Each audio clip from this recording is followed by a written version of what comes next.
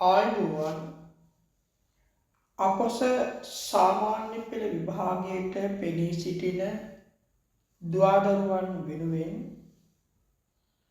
බුද්ධ ධර්මයේ විෂයට අදාළව බහුවර්ණ ප්‍රශ්න පත්‍රයක් සාකච්ඡා කරන හැටියට අපිට ඉල්ලීම් කිහිපයක් ලැබුණා. ඒ ඉල්ලීම් අනුව අපි තීරණය කළා බහුවර්ණ ප්‍රශ්න කිහිපයක් මේ දරුවන් සමග සාකච්ඡා කරන්න. ඒ අනුව කොටස් කිහිපයකට මේ ප්‍රශ්න පත්‍රය ඔබත් සමග සාකච්ඡා කරලා දැනුම බෙදා ගන්න බලාපොරොත්තු වෙනවා. ඉතින් ඔබට මේ ප්‍රශ්න පත්‍රය සාකච්ඡා කරද්දී යම් ගැටලුවක් මතුවෙනවා නම් ඒ ගැටලු යොමු කරන්න පුළුවන්. ඒ වගේම ඔබ නොදන්න ඔබට අත්‍යවශ්‍ය කරුණු සටහන් කර ගැනීමට කටයුතු කරන හැටියටත් මතක් කරමින් අපි එහෙනම් ප්‍රශ්න පත්‍රයට යොමු වෙමු. පළවෙනි ප්‍රශ්නේ තමයි බෝසතාණන් තම අවසන් උපත සඳහා නුවණින් විමසා බැලීම. පිළිතුරු 4 තමයි අභියෝග ජය ගැනීමයි, දෙවෙනි පිළිතුර පංචමහා විලෝකණයයි, තුන්වෙනි පිළිතුර සත්‍ය සොයා යාමයි, හතරවෙනි පිළිතුර අදිෂ්ඨානයයි. එතකොට බෝසතාණන් වහන්සේ තමන් වහන්සේගේ අවසන් උපත නුවණින් විමසා බැලීම තමයි පංචමහා විලෝකණය කියලා කියන්නේ. පංචමහා විලෝකණය කියන එක අපි තවත් නමක් හැටියට කියනවා පස්මහා බැලුම් කියලා. පංචමහා විලෝකණය නැත්නම් පස්මහා බැලුම් කියලා කියන්නේ කාලය, දීපය, දේශය, කුලය සහ මව කියන මේ කාරණා පහ පිළිබඳව විමසා බැලීමයි. එහෙනම් මේ ප්‍රශ්නෙට පිළිතුර තමයි අංක 2 පංචමහා විලෝකණය. දෙවෙනි ප්‍රශ්නය තමයි නිබ්බුත පද ගායනා කරන ලද්දේ. පිළිතුරු 4 ප්‍රජාපති ගෝතමී දේවිය, යශෝදරා දේවිය, තිසා ගෝතමී දේවිය, විශාඛා සිටු දේවිය. තොර අපි හඳුනා ගන්න ඕන ප්‍රජාපති ගෝතමී දේවිය කියන්නේ කවුද? ප්‍රජාපති ගෝතමී කියලා කියන්නේ මහා මායා දේවියගේ නැගණිය සහෝදරිය. සිද්ධාර්ථ කුමාරයාගේ සුළු මව. එතකොට එතුමිය නෙවෙයි නිබ්බුත පද කිව්වේ. යශෝදරා දේවිය කියලා කියන්නේ සුප්‍රබුද්ධ රජුරුවන්ගේ දියණිය, සිදුහත් කුමාරයන්ගේ ස්වාමි දියණිය. එතකොට ඇයත් නෙමෙයි නිබ්බුත පද ගායනා කළේ. තුන්වෙනි පිළිතුර තියෙන කිසා ගෝතමී දේවිය. තොර කිසා ගෝතමිය තමයි නිබ්බුත පද ගායනා කරන්නේ. සිදුහත් කුමාරයා උයන් කෙළියට ගිහිල්ලා නැවත එමින් සිටියදී නිබ්බුතානූන සාමාතා, නිබ්බුතානූන සෝපිතා, නිබ්බුතානූන සානාරි යස්සායන් ඊදිසෝ පති. මෙවන් පුතෙක් ඉන්න තාත්තා, මෙවන් පුතෙක් ඉන්න අම්මා, මෙවන් ස්වාමියෙක් ඉන්න බිරිඳ නිවුන අය හැටියට ඇය ප්‍රකාශ කරනවා. තර බෞද්ධ සාහිත්‍ය තුළ අපිට කිසා ගෝතමීලා දෙදෙනෙක් මුණ ගැහෙනවා. තොර එක කිසා ගෝතමී කෙනෙක් තමයි මේ නිබ්බුත පද කියපු කෙනා. තව කෙනෙක් තමයි තමන්ගේ මැරිච්ච දරුවව අරගෙන සුවපත් කරන්න කියලා බුදුහාමුදුරුවෝ ගාවට ගිහිල්ලා නොමල ගෙයකින් අබ හොයපු කෙනා. එතකොට ඒ කෙනා නෙවෙයි මේ ඇය මේ කිසා ගෞතමිය මාලිගාව ඇසුරු කරගෙන සිටපු කෙනෙක්. ඊළඟ විශාකාසිත දේවිය කියලා කියන්නේ දානජය සිටුවරයාගේ දියණිය. ඇය තමයි මේ ගෞතම බුද්ධ ශාසනයේ අග්‍රදායිකාව හැටියට අපි හඳුනගන්නේ. එහෙනම් දෙවෙනි ප්‍රශ්නෙට පිළිතුර තමයි අංක 3 කිසා ගෞතමී දේවිය. තුන්වෙනි ප්‍රශ්නය ඇස කන ආදී ඉඳුරන්ට රූප ශබ්ද ආදී අරමුණු හමු වූ විට සිතේ ඇතිවන වින්දනය. පිළිතුරු 4 තමයි සංඥා ස්කන්ධය, සංඛාර ස්කන්ධය, විඥාන ස්කන්ධය සහ වේදනා ස්කන්ධය. එතකොට මේ තුන්වෙනි ප්‍රශ්නෙට පිළිතුර තමයි වේදනා ස්කන්ධය. සංඥා ස්කන්ධය කියලා කියන්නේ තමන්ට ලැබෙන අරමුණ හඳුනා ගැනීම. සංඛාර ස්කන්ධය කියලා කියන්නේ මානසිකව කුසල් අකුසල් රැස් කර ගැනීමට. විඥාන ස්කන්ධය කියලා කියන්නේ අරමුණ දැන ගැනීම. වේදනා ස්කන්ධය කියලා කියන්නේ තමන්ට ලැබෙන අරමුණු වින්දනය කිරීම. දුක වශයෙන් හෝ සතුට වශයෙන් හෝ උපේක්ෂා වශයෙන් ලබන වින්දනය තමයි වේදනා ස්කන්ධය කියලා පෙන්වන්නේ. හතරවෙනි ප්‍රශ්නය අප බුදුරජාණන් වහන්සේ දෛනිකව මහා කරුණා සමාපatti සුවයෙන් වැඩ සිටින්නේ. පිළිතුරු 4 මැදියම් කිසේදීය, පෙරයම් කිසේදීය, පැසුලියම් කිස ආරම්භයේදීය, පෙරබත් කිස ආරම්භයේදීය. දරුවනේ බුදුහාමුදුරුවෝ තමන්ගේ දවස දිනය කාල සටහනකට අනුව බෙදාගෙන තමයි තිබුණේ. ඒක අපි මෙන්න මෙහෙම හඳුනා ගන්නවා. පෙරබත් කිස, පසුබත් කිස, පෙරයම් කිස, මැදියම් කිස හා පැසුළු යම් කිස කියලා. හොර මේ අවස්ථාවලදී බුදුහාමුදුරුවෝ සිද්ධ කරන කාර්යයන් තියෙනවා. තොර මේ දීර්ඝව මම කතා කරන්නේ නැහැ. මේ ප්‍රශ්නට අදාළ පිළිතුර තමයි පැසුළු යම් කිස ආරම්භයේදී තමයි බුදුහාමුදුරුවෝ මහා කරුණා සමාපත්තියට සමවැදිලා ලෝකය දිහා බලන්නේ. ඒ කියන්නේ උදේ පාන්දර අවදි වුණාට පස්සේ උන්වහන්සේ මහා කරුණාවෙන් ලෝකෙ දිහා බලනවා අද මම කාටද පිහිට වෙන්නේ කියලා. එහෙනම් පැසුළු යම් කිස ආරම්භයේදී තමයි ඒ කටයුත්ත සිද්ධ කරන්නේ. පස්වෙනි ප්‍රශ්නේ තමා විසින්ම සිරි සදහම් පිළිපැද අස්පනා පිට මෙලවදීම තමාට ප්‍රතිඵල අත්විඳිය හැකි බැවින් ධර්ම රත්නය. පිළිතුරු 4 තමයි අකාලික නම් වේ, සන්දිට්ඨික නම් වේ, ඒහි පස්සික නම් වේ, ඕපනයික නම් වේ.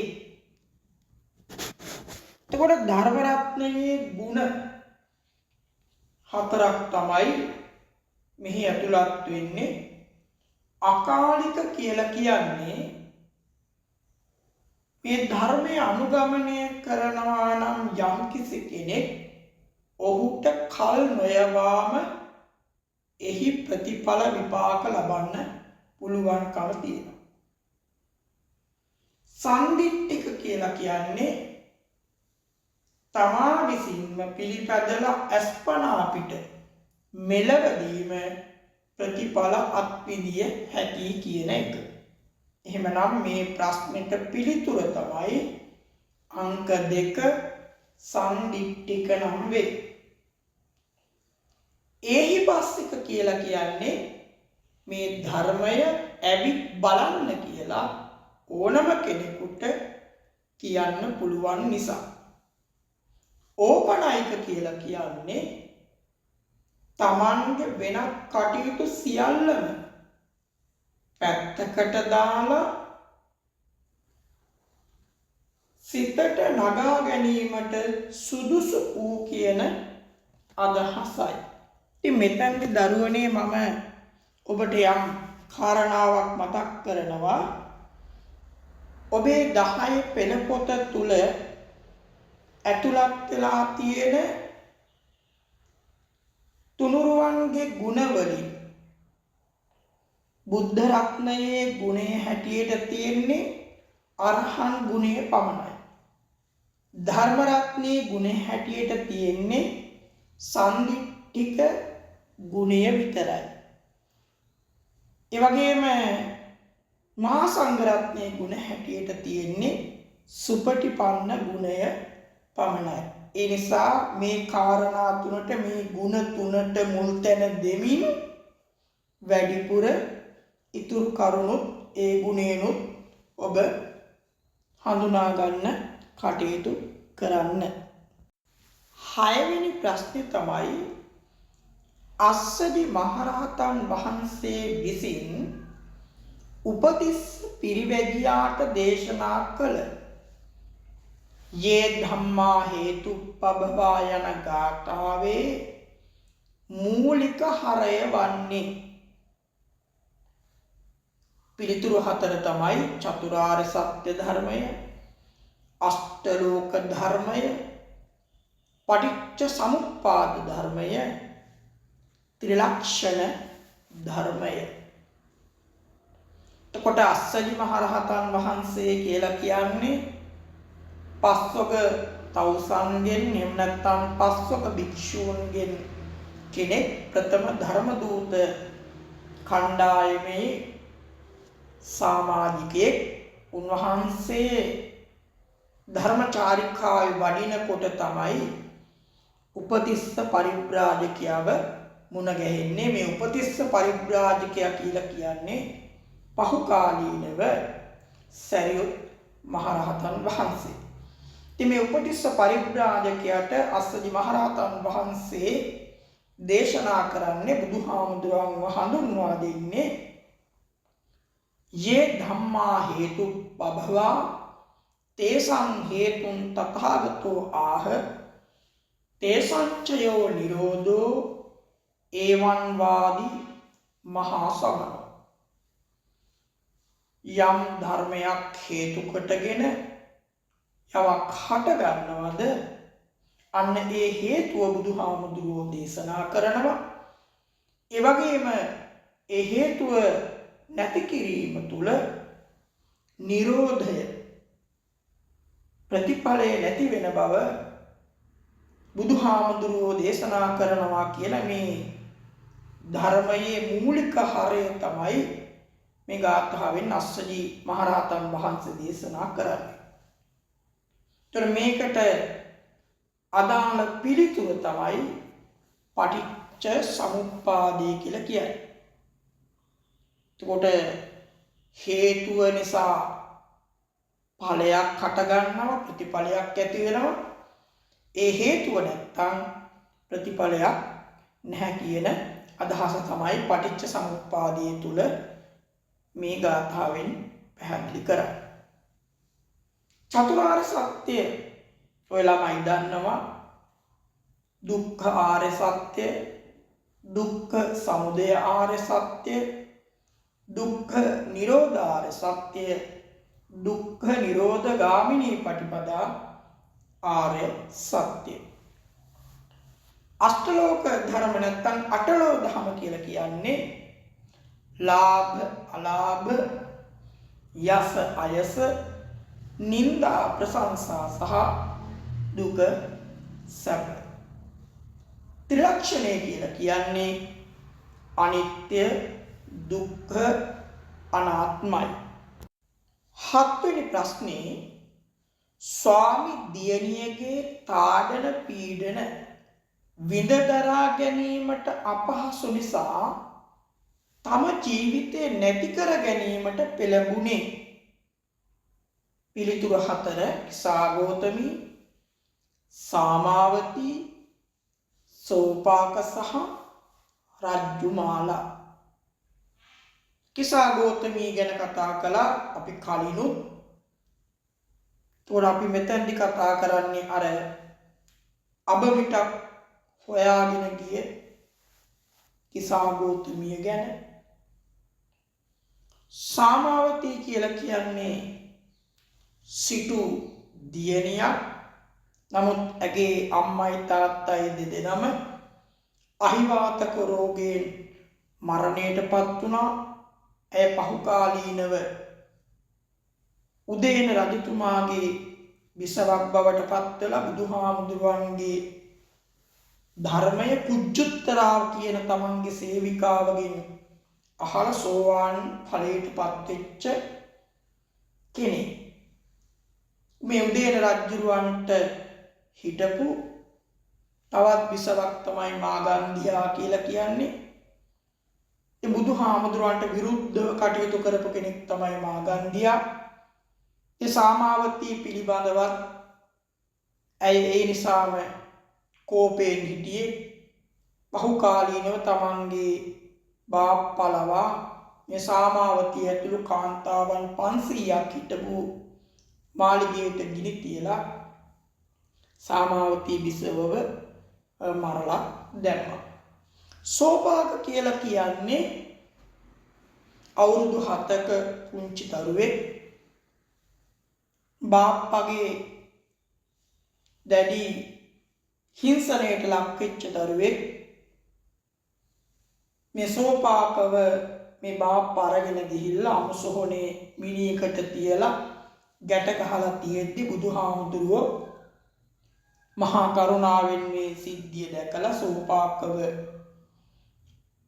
අරගෙන ඇවිත් පැවිදි කරලා මේ ශාසනික දායාදය ලබා දුන්නා.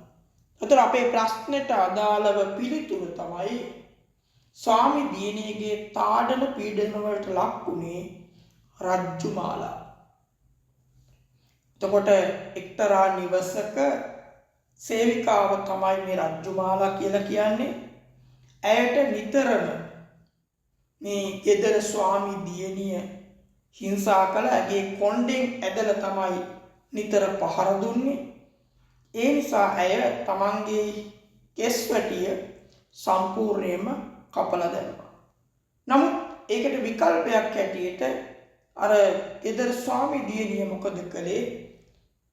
මේ තරුණියගේ බෙල්ලට ලණුවක් දැම්මා. රජ්ජු කියලා කියන්නේ ලණුවට. මේක මාලයක් වගේ නිතර ඇය දාගෙන හිටපු නිසා ඇය රජ්ජුමාලා නමින් ප්‍රසිද්ධ වුණා. ඉතින් මේ තාඩන පීඩන ඉවස ගන්න බැරුව අවසානයේ ඇය තීරණය කළා ගෙල වැළලාගෙන මරණයටපත් වෙන්න. ඇය වනාන්තරයට ගිහිල්ලා ගෙල වැළලාගෙන මරණයටපත් වෙන සූදානම් වෙද්දී බුදුහාමුදුර වැඩම කරලා ඇයට ධර්ම දේශනා කළා. ඇය සෝවාන් ඵලයටපත් වුණා. එහෙනම් ස්වාමි දියණියගේ තාඩන පීඩන වලින් පීඩාවටපත් වෙච්ච ජීවිතේ නැති කරගන්න උත්සාහ කරපු තරුණිය තමයි රජ්ජුමාලා.